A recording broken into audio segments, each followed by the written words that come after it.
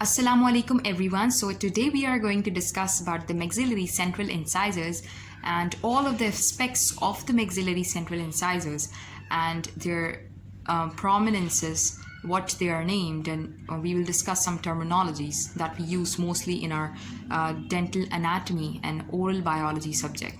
So let's begin. So let me just give you an introduction of the maxillary central incisor, their chronology. So the first evidence of calcification occurs at about 3 to 4 months of age, and the crown is completed at about 4 to 5 years of age, and the tooth is erupted in the oral cavity at about 7 to 8 years, and the root completion occurs at 10 years of age. So here you can see a model of maxillary right central incisor. So this side of any tooth that faces the lips, like you can see this side of an incisor faces the lips. This side is called the labial aspect, or it is also called frontal aspect, but it is more correct to call it labial aspect. The side that faces the palate, if it is a maxillary tooth, then that is called the palatal surface. If it is a mandibular teeth, so it faces the tongue. So that's why this is called the lingual surface. But in the maxillary teeth, we call the back side that faces the palate the palatal surface.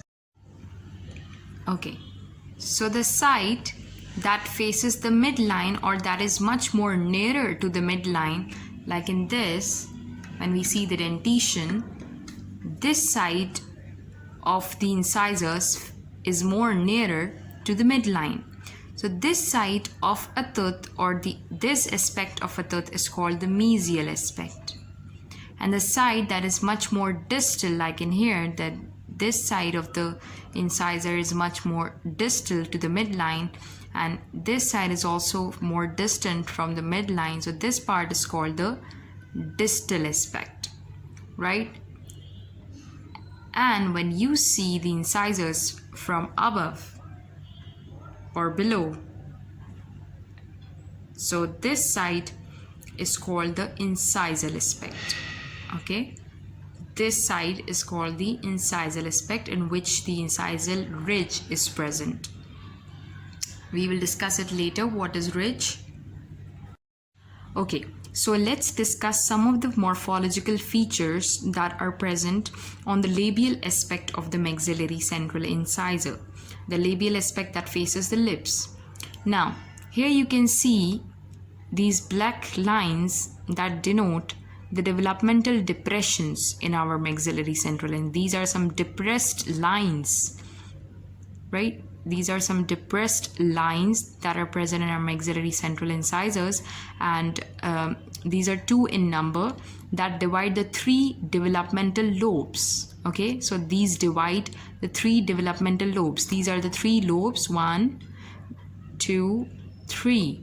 This one is the mesial lobe, this one is the middle lobe, and this one is the distal lobe, according to the name that we have given previously, that this side is the mesial side, this one is the distal, and obviously the middle one will be middle lobe. These are the developmental lobes, and these are divided by the developmental depressions that are denoted by the black. Okay, in the labial aspect, you can also see a cervical ridge and a cervical line. Here this is denoted by a blue color that you can see. This one is a cervical line in which a gingiva just overlaps the cervical line. So this one is the cervical line, right? This one is cervical line, And just below that, protuberance is present that follows the cervical line, that is called the cervical ridge. Remember that the ridge is a word that is used always for a protuberance or a prominence, or any elevation. So this is a cervical line, and just below that, you will observe a cervical ridge, and this is present in all the aspects. Okay, so we have discussed that we have developmental lobes in it, developmental depressions in it, cervical line and a cervical ridge. So that's all for the labial aspect. So let's discuss the palatal aspect of the maxillary central incisor. Here you can see a protuberance or an elevation. You can see it from the incisal aspect more clearly that there is an elevation. This elevation is called the cingulum. This is called the cingulum. Now, just above that, here you can see there are two ridges. A ridge is also an elevation or a protuberance or a prominence, and a ridge is also that line where two sloping surfaces meet. Like there are two surfaces that meet at this point, and this is called the ridge. Here you can see it is a prominence. Let me focus. Okay, so if it is present, if this ridge is present in the mesial aspect, then it is called the mesial marginal ridge. It is the margins of the tooth, so that's why it's called the marginal ridge. And if it is present in the mesial side, then it is called the mesial marginal ridge. And this side is called the distal marginal ridge, because it is the distal aspect of the tooth, and this one is the mesial aspect of the tooth. So this one is called the mesial marginal ridge, and this one is called the distal marginal ridge. And again, you can see it here that there is also a cervical line present that follows the whole tooth, and it joins in the labial, the mesial and distal aspects. And just above that, there is a cervical ridge, that a prominence that is much more, you can see it here. It's a ridge just above the cervical line. Okay, so there is another feature in the palatal aspect that we see a cavity or a depression. This cavity, you can see just from the above or the incisal aspect. So you can see this one is much more in depth, and it is deep, and it is like a cavity. So this depression is called the fossa, the palatal fossa. Okay, so this depression is called the palatal fossa, as it is a maxillary teeth, so that's why it is called the palatal fossa. If it was a mandibular tooth, then we will call it the lingual fossa, but this is maxillary, so that's why we are calling it palatal fossa. And here you can see a ridge also called the palatal ridge. That is a prominence, and this divides the fossa into the mesial palatal fossa and the distal palatal fossa.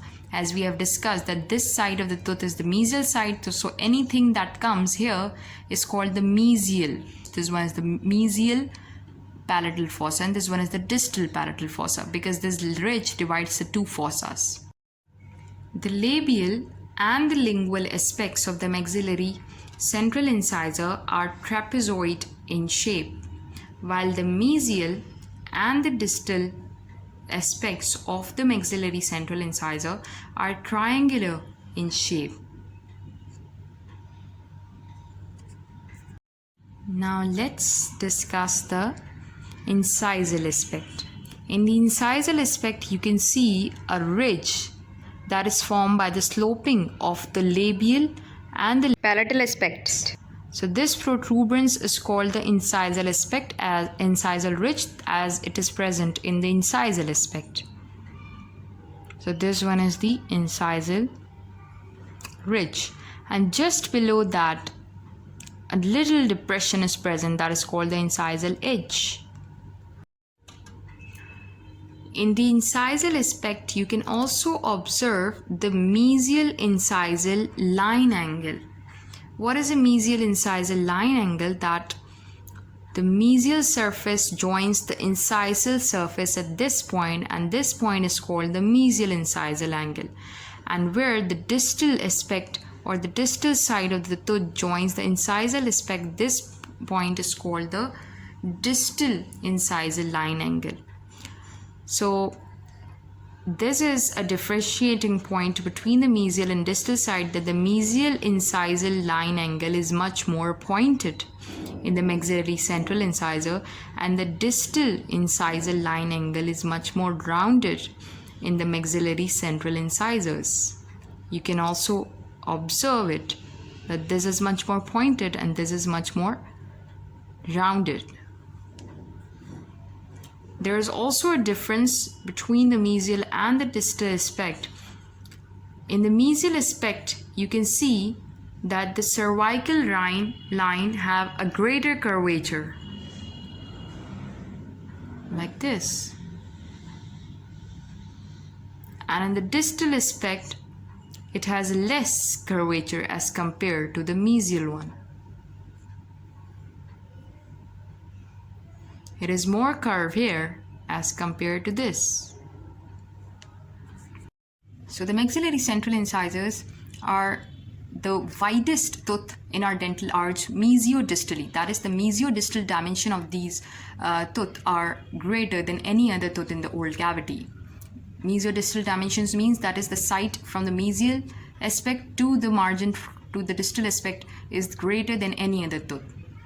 While you can see that it narrows towards the cervix and it is broader in the incisor side.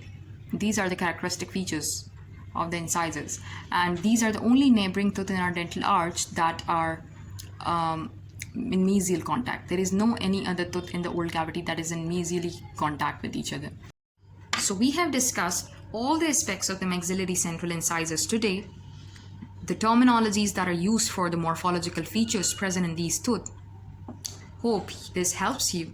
If you like my videos, please subscribe, share to your near ones. Thank you.